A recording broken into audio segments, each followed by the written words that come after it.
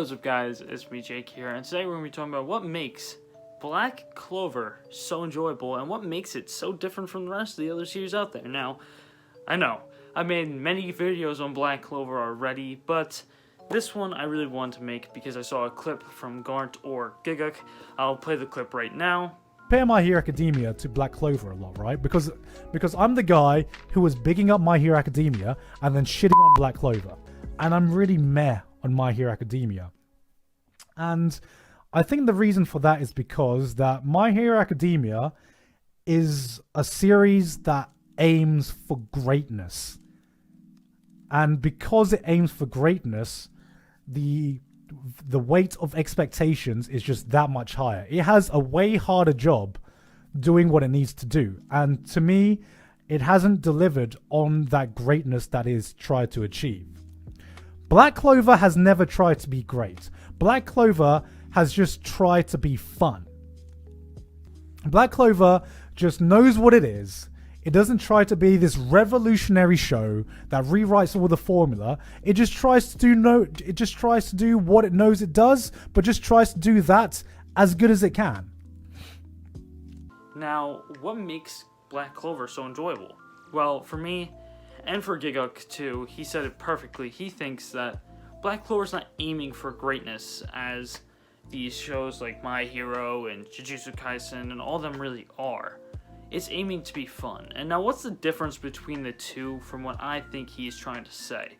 Well, for greatness, I mean these more very serious types of series that have these really big moments and these very serious moments. Well, Black Clover doesn't usually have too many of those. More recently, during the Elf Invasion arc and the Spade Kingdom arc, they have had a lot of those, but it's still just trying to be fun. And this cast that they've built up is literally just trying to have fun. And that's one thing I really love about Black Clover is it's not story-driven, it's character-driven. And I think that not many shonens nowadays really take that approach. Mostly with the cast size of Black Clover, it's really hard to do that because of how big the casts are. But for Black Clover, Yuki Tabata really does well at really developing the whole cast and making a story about the interactions between characters and how they change over time. And it's not, like I said earlier, story-driven where My Hero and JJK are really story-driven, and the characters are still very good, but the story is what really drags this whole entire series. It's really about this cast. And what I mean by that is, in my opinion, I rate Black Clover super highly, but I still think the story is an 8 to maybe even 7.5 at best at points. I do think some arcs, like the Spade Kingdom and the Elf Invasion arc stories, are through the roof in how good they are, but the characters are like a 15 out of 10 for me. They get you attached to these characters so well, very fast. In these first 3 volumes that you might not think are too great, but it's really just to get you attached to these characters like Luck, like Noelle, like Mimosa, like Yuno, like Asta. It's really just to get you attached to them. And I think Noelle is a perfect example of this, because a lot of people started off not liking Noelle, but nowadays, through the developments Noelle has made, she is one of people's favorite characters. She might have been even at the beginning, but it was less likely that she was your favorite character, more probably Yuno, or Mimosa, or someone else other than Noelle, because she was quite annoying early on, but as she develops, she gets so good, and people start enjoying her more because of her developments.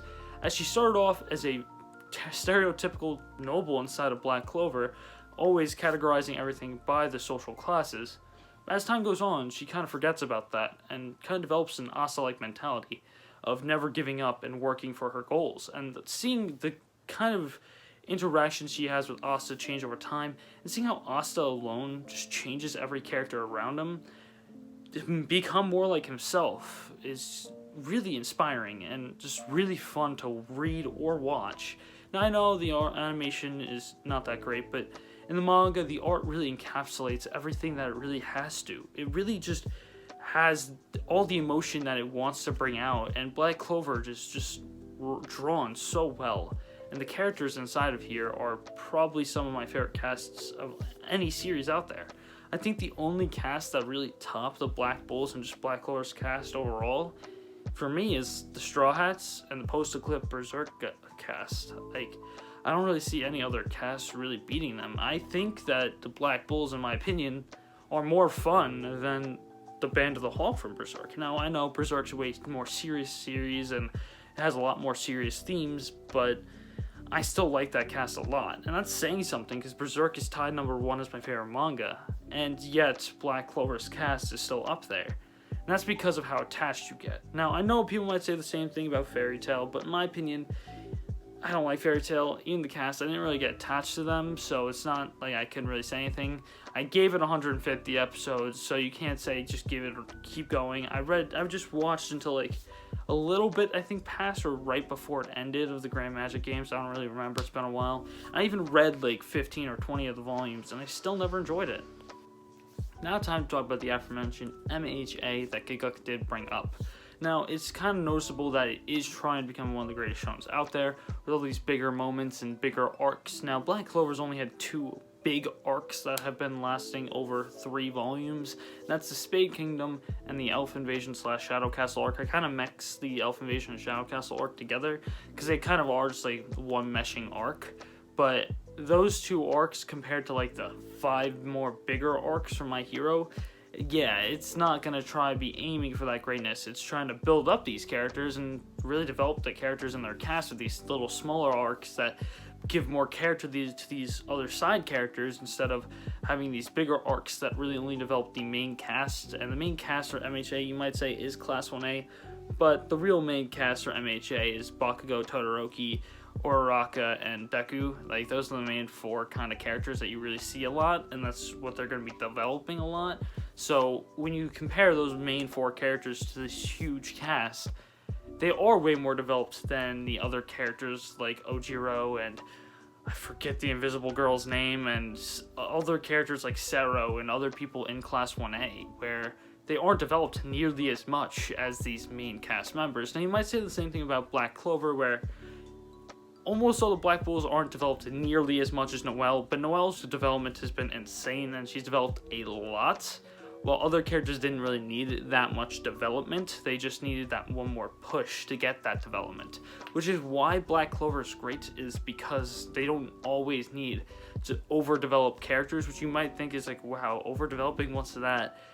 It just makes it so the development is just like at the perfect tier. Now, they might develop in strength, like Luck develops strength a lot. Luck is insane, and Luck is also an amazing character as he develops on. And even the Spade Kingdom, the first moment we see of Luck in the Spade Kingdom, oh, I love it. But I think this cast really pushes Black Clover to new heights, and I think that is why Black Clover is just so fun.